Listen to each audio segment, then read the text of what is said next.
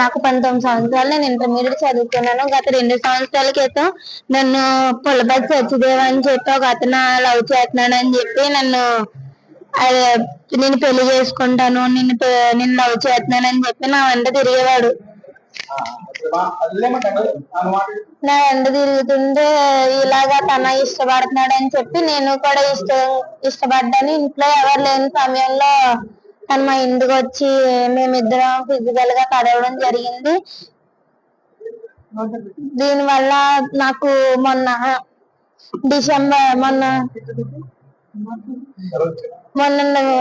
Last year లో నాకు pregnancy వచ్చింది. ప్రెగ్నెన్సీ వచ్చిన విషయం అబ్బాయికి ఫోన్ చేసి చెప్తే, ఆ అబ్బాయి నువ్వు తీయించేసుకో, నేను పెళ్లి చేసుకుంటాను, ఇప్పుడు కాదు, మా పొరుగు పోద్దు, ఇప్పుడు ఎందుకు, పుడతారు కదా తర్వాత ప్లాన్ చేద్దాం, ఇవన్నీ ఎందుకులే అని చెప్పి ఆ అబ్బాయి హాస్పిటల్లో మాట్లాడించి ఆ అబ్బాయి అన్ని చేయించి నాకు అబోర్షన్ కాదండి, సిజరింగే చేయించారు.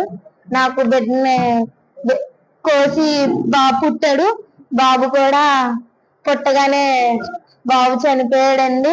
ఈ విషయం ఇంట్లో వాళ్ళకి చెప్తే తర్వాత ఈ అబ్బాయి పెళ్లి చేసుకోనని అన్నాడని ఇంట్లో వాళ్ళకి చెప్తే, ఇంట్లో వాళ్ళు వెళ్ళి అడగగా అబ్బాయి మీ కులం ఏంటి, నా కులం ఏంటి, నేను చేసుకోవాల్సింది ఏంటి అని చెప్పి అని అన్నాడు. అంటే మేము స్టేషన్ దగ్గరికి వెళ్ళి కేసు పెడితే సిఏ గారు రేపు రండి ఎల్లుండి రండి అని చెప్పి 40 రోజులు తిప్పించారు మమ్మల్ని. 40 రోజులు బొమ్మూరు పోలీస్ స్టేషన్.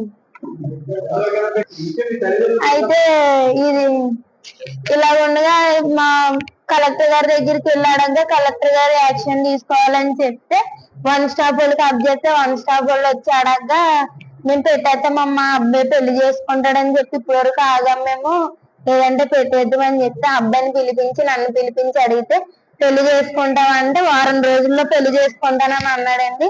నిన్నటితో వారం అయిపోయింది. నాకు ఇంకా స్టేషన్ దగ్గర నుంచి కూడా ఫోన్ రాలేదు. నేను భరత్ గారి దగ్గరికి వెళ్ళి ఇలా జరిగిందని చెప్పి నా పరిస్థితి ఇలా అయ్యిందండి, నాకంటూ ఎవరు లేరు, నేను మా అమ్మ తప్ప పోరాడుతున్నాం, నేను తిరిగిన చోట్లేదండి, తిరిగి భరత్ గారి దగ్గరికి వస్తే భరత్ గారు నా కేసు తీసుకుని న్యాయం చేస్తానమ్మా, నీకు నేను అండగా ఉంటాను, లాస్ట్ వరకు నీకు న్యాయం చేసేలాగా అబ్బాయి పెళ్లి చేసుకునేలా చేస్తానని చెప్పారండి. మోరంపూడి అండి.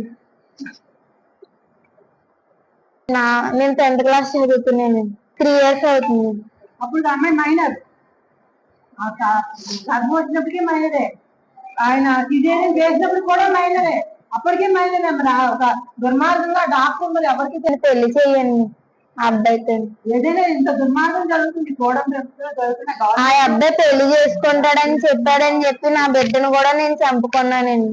ఇంకో విషయం ఏంటంటే డెకరేషన్ చేస్తాడండి. తనండి టీడీపీ ఎమ్మెల్యే గారి దగ్గర తిరుగుతారు. పేరు ఆదిరెడ్డి వాసు గారండి. వాసిరెడ్డి బాబు గారు వచ్చారు. డబ్బులు ఇస్తారంట, అబ్బాయి 1 లక్షలు ఇస్తానని అన్నాడంటే నాకు డబ్బులు వద్దండి, నాకు పెళ్ళే కావాలి, నాకు పెళ్ళే చేసుకోండి అని అన్నాను.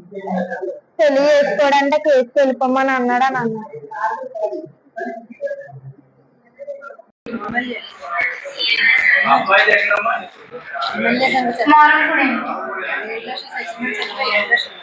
తర్వాత సెటిల్మెంట్ కూడా అబ్బాయి పిలిపించాడండి. పెద్దోళ్ళు పెట్టి డబ్బులు 7 లక్షలు ఇస్తాను, నేను పెళ్లి చేసుకోను కట్టా అని కూడా, నాకైతే డబ్బు వద్దు, నాకైతే పెళ్లి చేసుకోమని చెప్పి నేను అనగా నేను చేసుకోను, నేను కేసుకైనా వెళ్ళిపోతానని చెప్పి అబ్బాయి అన్నాడు.